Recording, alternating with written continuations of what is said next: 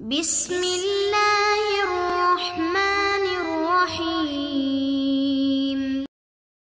اعوذ باللہ من الشیطان الرجیم بسم اللہ الرحمن الرحیم صلی اللہ علی رسولہ الکریم وآلہ الاطیبین الاطہرین المعصومین السلام علیکم ورحمۃ اللہ وبرکاتہ۔ طلاب کرام عزیز، کیسے ہیں؟ امید کرتے ہیں آپ خیر و عافیت سے ہوں گے۔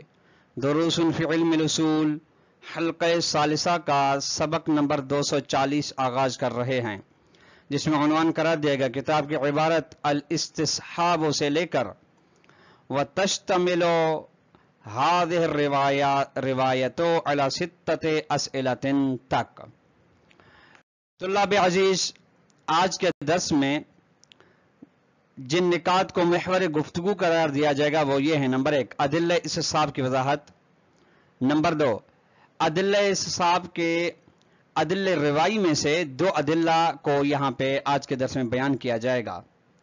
قبل اس کے کہ ہم اس باب استصحاب کو آغاز کریں، اس باب میں 6 مراحل بحث کے پیش ہوں گے۔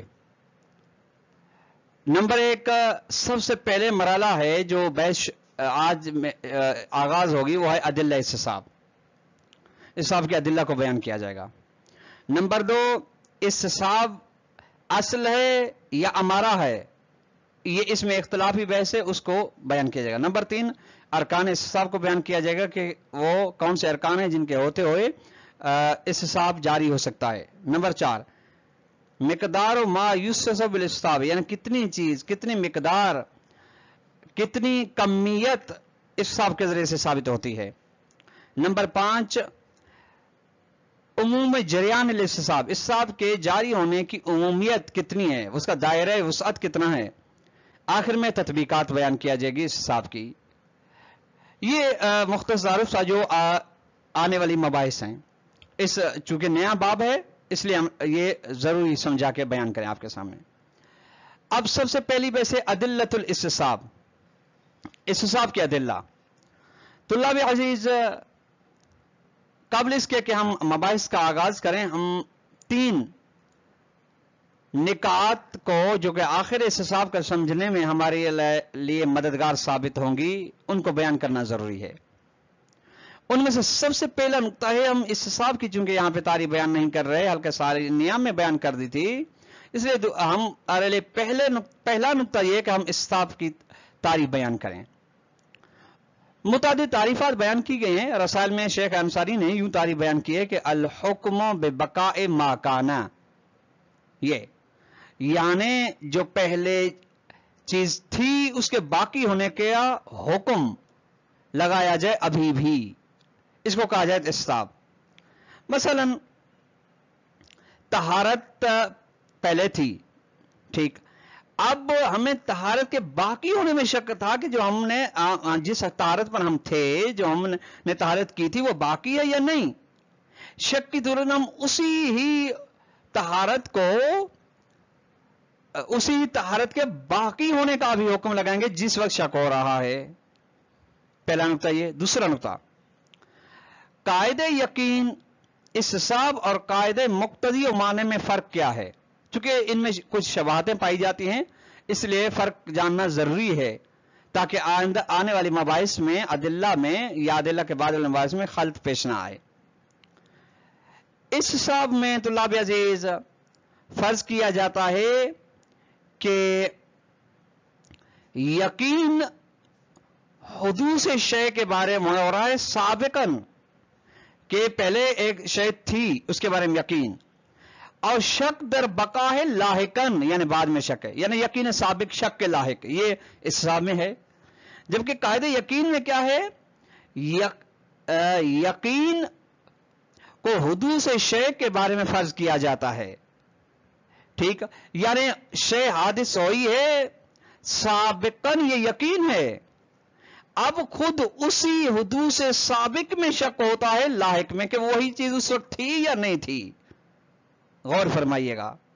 مثلا صبح کو لباس کی طہارت کا یقین تھا، پھر اب زور کو یا شام کو شک ہو رہا ہے کہ طہارت کے باقی ہونے میں، تو اگر باقی ہونے میں کہ ابھی بھی باقی ہے یا نہیں، تو پھر یہ اس حساب ہے. لیکن اگر یقین صبح کو حاصل تھا لباس کی طہارت کے بارے میں، پھر شک ہوا شام کو خود صبح والی طہارت کے بارے میں، نہ ابھی والی کے بارے میں کہ ابھی ہے یا نہیں. نہیں، صبح جو اس کو میں نے یقین سمجھا تھا وہ یقینی طور پہ تھی یا نہیں تھی، یعنی صبح والے یقین کے باطل ہونے کا احتمال پیدا ہوا ہے کہ صبح کو لباس نجس تھا، یہ احتمال. ٹھیک، اس کا یہ ہے قاعدہ یقین، جس کا نام ہے شک، دوسرا نام شک ساری بھی ہے. اور ہے اس کے بعد ہے قاعدہ مقتضی و مانع. اس میں کیا ہے، یقین ہوتا ہے وجود مقتضی کے بارے میں، شک ہوتا ہے وجود مانع کے بارے میں. اس قاعدے کی حجت یعنی قاعدہ مقتضی و مانع کی حجت نہ روایت سے ثابت ہے، نہ سیرت عقلاء وغیرہ سے ثابت ہے. یہ دو نقطے بیان ہوئے. تیسرا اور آخری نقطہ پھر اب بحث کا آغاز کرتے ہیں، وہ ہے کہ اس حساب کی ادلہ تین قسم کی ہے ہمارے پاس. ایک سیرت عقلاء، نمبر دو عقل، نمبر تین روایات کثیرہ. آئیے اب اس بحث کو ملاحظہ فرمائیں.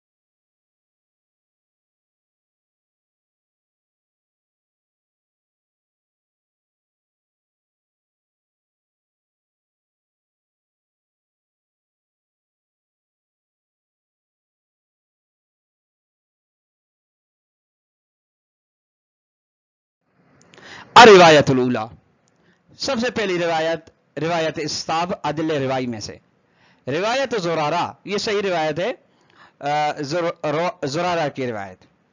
قال زرارہ امام علیہ السلام سے پوچھتا ہے، قلت لہو یعنی میں نے اس سے، یعنی امام علیہ السلام سے، جو کہ زرارہ کی روش یہ ہے کہ کبھی غیر امام سے، کبھی امام معصوم کے علاوہ امام صادق اور امام جعفر صادق علیہ کسی سے نہیں پوچھتا سوال. مولا سے عرض کرتا ہے، الرجل ینام وهو علی وضوء، ایک شخص سے جو جس کو نیند آئی ہے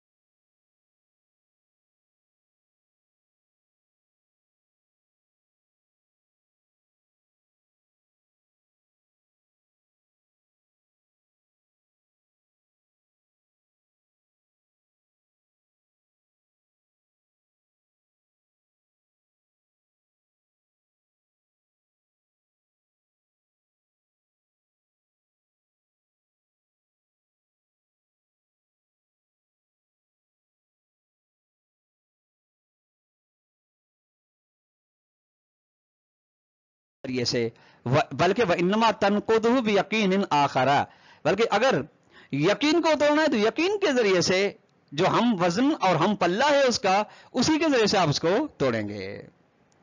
یہ روایت اول تھی۔ وَتَقْرِيبُ الْإِسْتِدْلَالِ، اب اس سے اس سب کیسے ثابت ہوتا ہے؟ وہ یوں کہ انہو حکم، امام علیہ السلام حکم لگایا کہ بے بقاء الوضوء مع شک فی انتقاضہ تمسکن بالاستصحاب، کہ امام علیہ السلام نے حکم لگایا کہ وضو اس کا باقی ہے جب وہ شک کر رہا ہے کہ مجھے جو اونگ آ گئی تھی وہ اب میرا وضو جو میں نے کر کے سویا وہ ٹوٹا ہے یا نہیں ٹوٹا، اب شک ہو رہا ہے تو امام علیہ السلام نہیں، اس کا وضو باقی ہے۔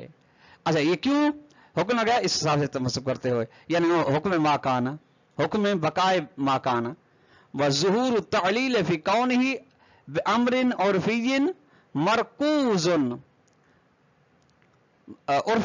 یقتضی کون الملحوظ فی کبر الاستصحاب المرکوزۃ لا قاعدۃ مختص باب الوضوء علت وَإِلَّا، یہ جو کہا گیا کہ وَإِلَّا فَإِنَّهُ لَا يَقِنُ الْوُضُوء، یہ تعلیل جو اس میں کہ یہ ایک عرفی ہے، یعنی عرفی سے کیا سمجھا، یہ تقاضا کرتا ہے کہ جو چیز اس میں مد نظر رکھی گئی ہے اس علت میں وہ استصحاب کا کبرا ہے، نہ کہ وہ قاعدہ جو فقط باب وضو کے ساتھ مخصوص ہے۔ یعنی عرف سے جو عرف کے ذہن میں اس سے بات جو سمجھ آتی ہے، یعنی جہاں پہ بھی آپ کو پہلے یقین ہو اور بعد میں آپ کو شک لاحق ہوتا ہے کہ وہ یقین ٹوٹا ہے یا نہیں، تو آپ کا یقین وہ باقی ہے اور اس کا تعلق باب وضو کے ساتھ نہیں۔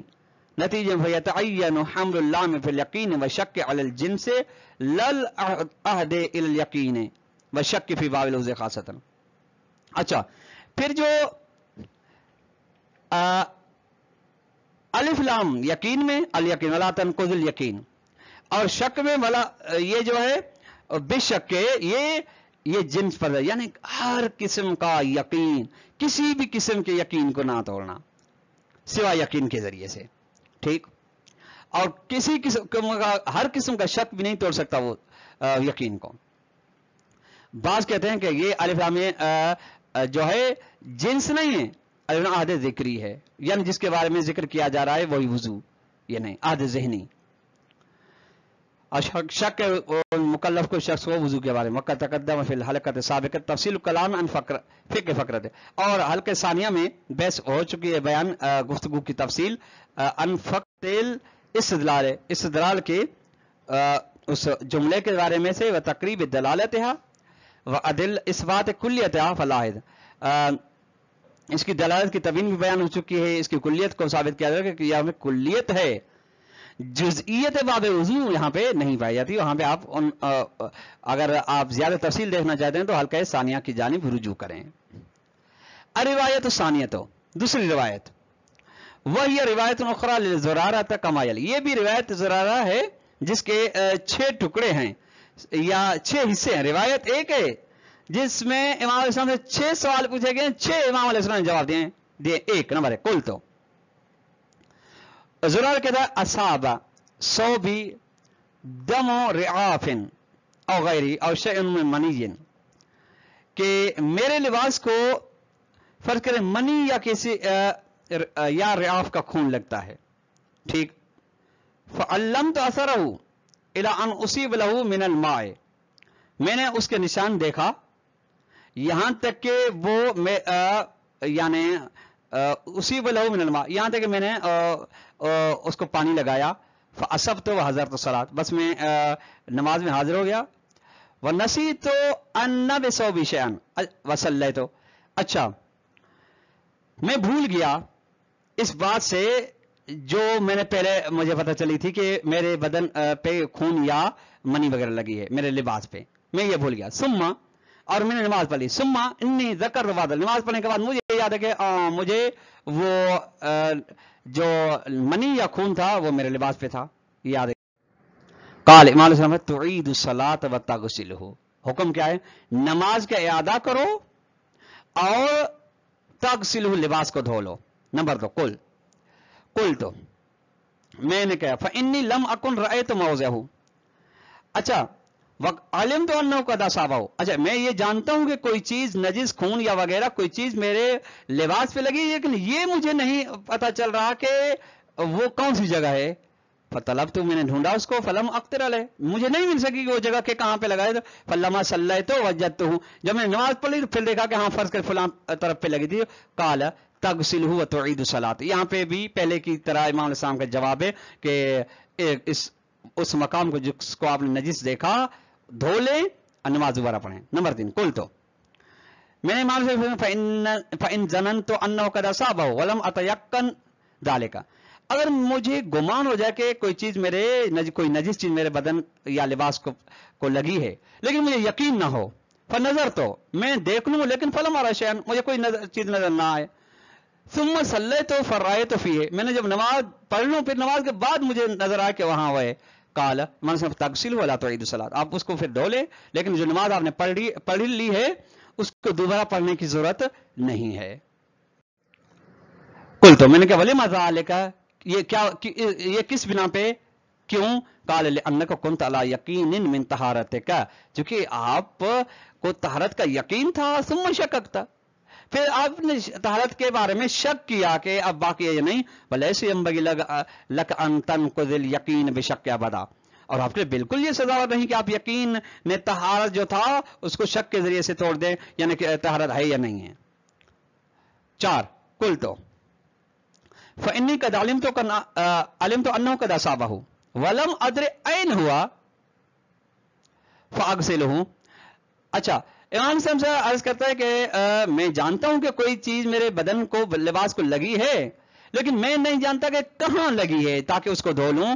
قال امام صاحب تغسل من ثوبک الناحیۃ التی ترى انه قد اصابہ، جس طرف کے بارے میں لباس پر دائیں طرف، اوپر والا طرف، نیچے والا طرف، جس طرف کے بارے میں آپ کو گمان ہے کہ آپ نے دیکھا کہ لگی ہے، اس ساری سائڈ کو طرف کو دھو لیں حتی تکون علی یقین من طہارتک، تاکہ آپ کو طہارت کا یقین ہو جائے. 5 قلت، میں نے عرض کیا امام سے فعل علیہ، کیا مجھ پر کوئی ضروری ہے حکم ان شککت فی انہ اصاب شیء ان انظر فی، کہ میں اگر شک کروں اس چیز کے بارے میں کہ کوئی چیز مجھے لگی ہے میرے لباس کو وغیرہ یا بدن کو. قال لا، امام حسن نہیں، اس کی پرواہ نہ کریں. ولکنک انما ترید ان تذهب، لیکن آپ ارادہ کریں ان تذهب شک الذی وقع فی نفسک، لیکن آپ احتیاطاً جو آپ کو شک ہو اس کو دور کریں. 6 اور آخری قلت، میں نے امام علیہ السلام خدمت میں کہا ان رأیت فی ثوبی وانا فی الصلاۃ، نماز کے دوران میں کسی نجس چیز خون یا وغیرہ کو کسی چیز کو لباس یا بدن پر دیکھوں تو امام صاحب نے قال تنقض الصلاۃ وتعید اذا شککت فی موضع منہ ثم رأیتہ، نماز توڑ لیں، ٹھیک، دوبارہ نماز پڑھیں اگر آپ کو شک ہو رہا ہے اس مقام کے بارے میں جب آپ نے اس کے بعد کہ اس چیز کو دیکھا آپ نے. وَإِن تَشُكَّ ثُمَّ رَأَيْتَ رُطَبًا، لیکن آپ کو شک نہیں ہے لیکن آپ نے پھر اس کے بعد شک کے بعد آپ نے کوئی رطوبت دیکھی تو قطعت الصلاۃ وغسلتہ، آپ نماز توڑیں اس کو دھو لیں. ثم بنیت علی الصلاۃ، پھر اسی پر یعنی جہاں سے توڑا تھا آپ نے نماز کو اسی پر بنا رکھیں. لأنک لا تدری لعل شیء اوقع علیک، چونکہ آپ نہیں جانتے ہو سکتا ہے ایک چیز ہو جو آپ پر عارض ہوئی ہو. فلیس ینبغی ان تنقض الیقین بشک، کبھی بھی آپ یقین کو شک کے ذریعے سے نہیں توڑ سکتے. تو طلاب کرام یہ روایات کا نمونہ تھا. اب ان کے ذریعے سے کس طرح سے استدلال ہو رہا ہے، وجہ استدلال اس روایات اس دوسری روایات کے جملات سے یہ آنے والے درس میں بیان ہوگا. والسلام علیکم ورحمۃ اللہ وبرکاتہ.